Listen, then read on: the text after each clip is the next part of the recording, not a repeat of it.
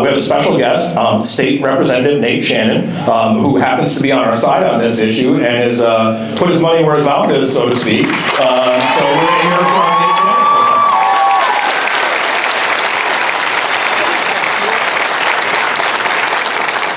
Well, Adrian does this for a living, speaking in front of people. I do it sometimes from time to time. So it's hard to follow up with him, but this is a great advocate for you guys to have. I'll be brief. I just want to be here to support you and just give you a little bit of background as far as why I support you. First of all, I was a server for approximately 10 years. And as I tell people when we talk about this issue, I wouldn't have done the job for minimum wage. I just wouldn't have. I was making $15 an hour, and this is years ago. And so I understand how the tipping system works and how it's beneficial to us. I was able to go to college because of the flexibility.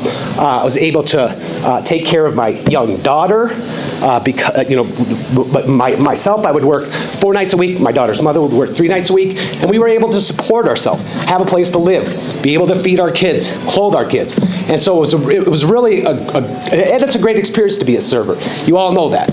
So I just wanted to be here in support, just in case any of my constituents are out here. I represent Sterling Heights, Utica, Shelby Township, and Warren. So you're free to hashtag me. I'm on your side. We got to get this done, and in solidarity with you guys. All right. Thanks so much.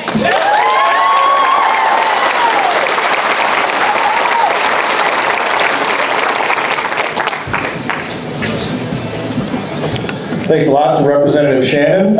He's been a champ for us. So now, Stacey, you're on.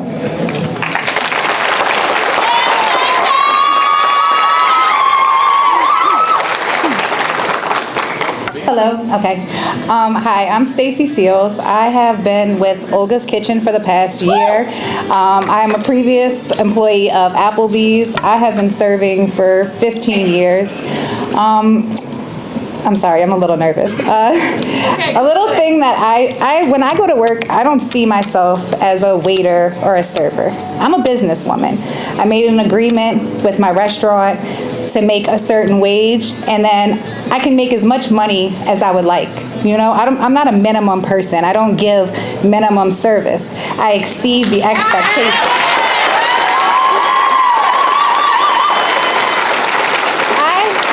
I treat people as an individual. So every person that comes into my restaurant that sits in my section, I give them individual service.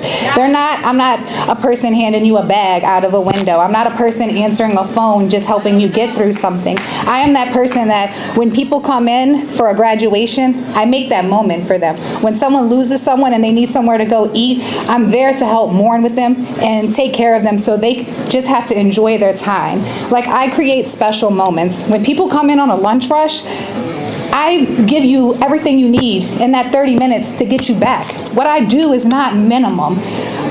As a businesswoman, you can't tell me that this is how I've been making my money all this time, but you know better than me on how to take care of my family.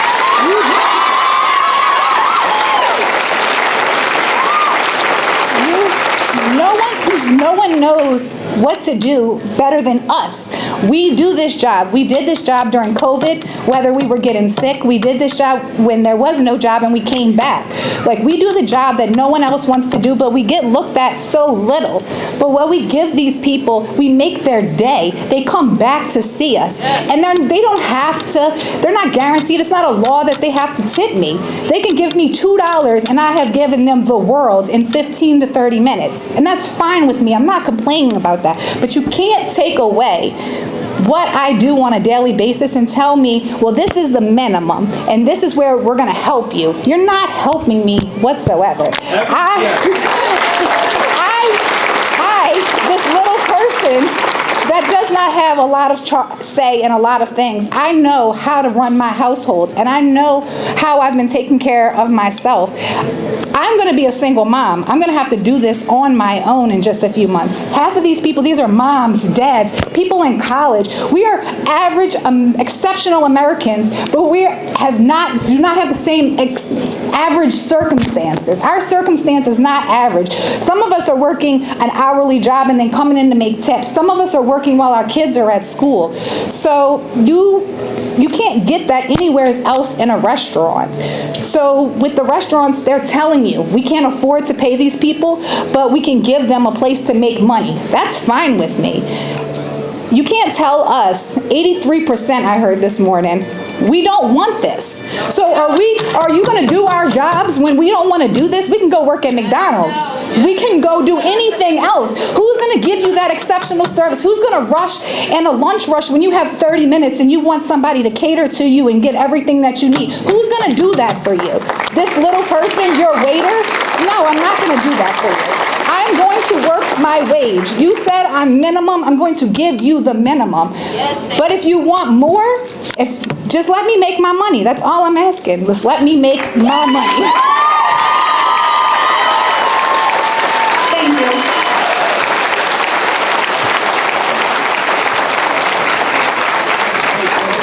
That's exactly what I'm talking about, right? I love it. Make some regular people feel powerful and get what they want and deserve from their government. Lou, you're up next. Yeah, Lou! We love you, Lou! It never gets easier. I'm shaking. So, nervous again. Good morning. My name is Lou, and I'm an owner-operator of a small mom-and-pop restaurant located in Grand Rapids called the Pepper Mill. Even though I run my day-to-day operations of the whole entire business, 95% of my income comes from serving. And I'm so proud of all of us today, overflow, upstairs, everywhere, for showing up, to making our voices heard once again. But also to be appreciated for the hard work that we do every day, day in, day out. It's a struggle, but we do it. And some of you may remember last time I was here, I spoke on the catastrophes, the catastrophic and devastating effects it would be to lose the tip credit. Not only for service workers, but employers and customers as well. We all have had the same message, including most of all, please understand that we did not ask for this and we do not want this.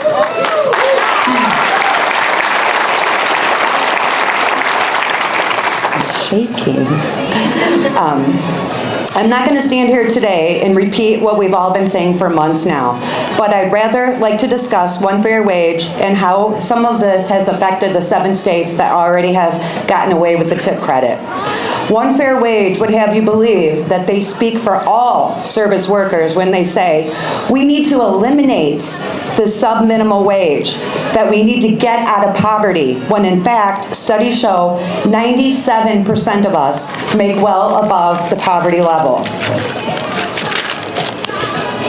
Eliminating the trip credit would increase claims for unemployment and other government assistance programs due to job loss.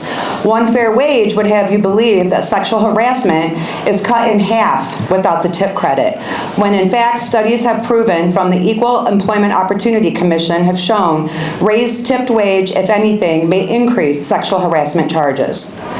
One Fair Wage has claimed repeatedly that tips are better in states without the tip credit, when in fact the Census Bureau found tips per hour appeared to decrease in response to higher tip minimum wages. Other studies from Cornell University showed raising the tip cash wage is a poorly targeted policy to deliver income to us poor service workers.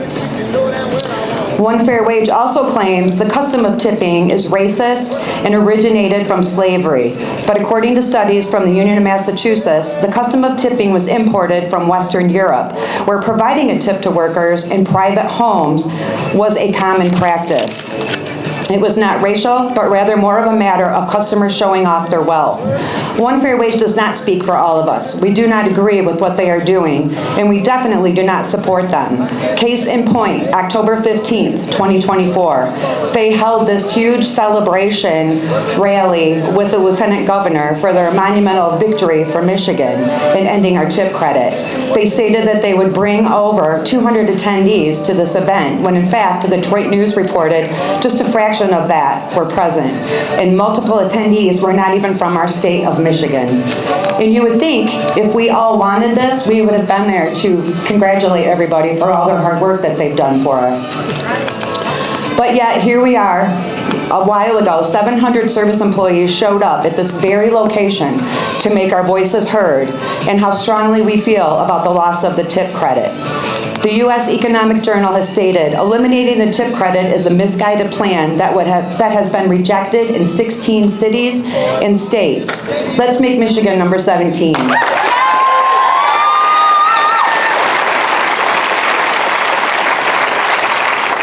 7 states currently practice this new system, and data compiled by the company Toast, which some of us are familiar with, show that it's just not working. 6 of these states that have eliminated the tip credits are in the bottom half of the states based on their average tip percentage. California is in last in the nation for its average tip percentage at only 14%. Whoa. Since May, Washington, D.C. has cut over 3,200 jobs. That's more than 10% of its peak workforce just this year. Data also backs up that shortly after the phase-out of this, employment at sit-down restaurants started to fall sharply. In 2016, May decided on its own to eliminate the tip credit, only to find chaos ensued. Servers got paid their full hourly wage, their tips were significantly down, menu prices went up, people ate out less, and servers actually reported they were told by customers repeatedly, "We don't have to tip now, this is what we voted on." Horrible. And in the longest committee hearing Maine has ever had, legislatures decide to reinstate the tip credit. We have all done what we can do up to this point. It's now up to you. Our time is running out. Employees who make this their career in this industry don't want this. Please listen to our words, our actions, through our roundtable discussions, the amount of emails, phone calls that we have all sent to our legislators. Please understand how devastating this would be to our industry through the loss of wages, layoffs, and closures that are about to ensue.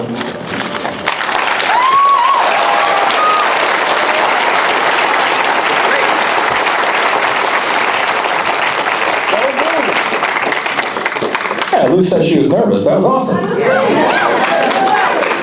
All right, so now comes the really fun part. So hopefully everybody got something to eat and is ready to head upstairs and go have a chat with some of our fine elected officials who have the ability to help us out here.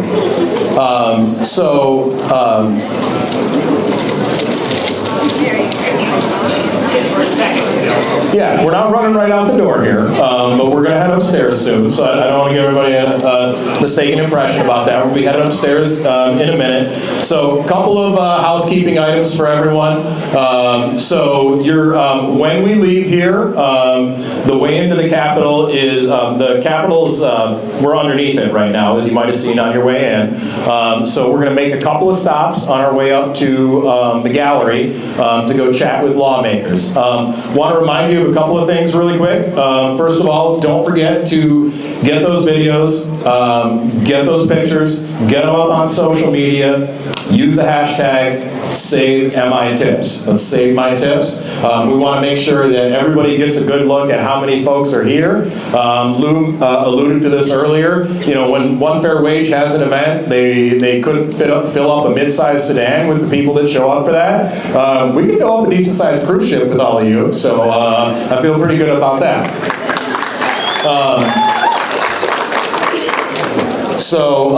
Make sure that there's a couple of trash bins on the way out as well over by the food, so if you got anything left over from that, you can hit those up on your way out. When we get upstairs, the way this is going to work is that that nice man that was yelling at me a minute ago, John, put your hand up. There you go. Very nice man in a blue suit and a purple tie. He's going to help lead you guys upstairs. Before we go to the Senate gallery, John is going going to take us up to the office of the Speaker of the House, which is the next floor up. He'll lead the way for that. So when we do leave here, that's the man to follow. He'll have a couple other folks with him. They're all wearing the nice Save My Tips buttons, just like you are, and that's how we're going to be able to find each other up there. And we have yet another group of folks, just like you, that are going to be coming up to join you shortly. John, you ready for him? Ready. All right. Follow John on the way out. Thank you guys for being here. Save My Tips. It's the hashtag, it's the chant, it's the whole day.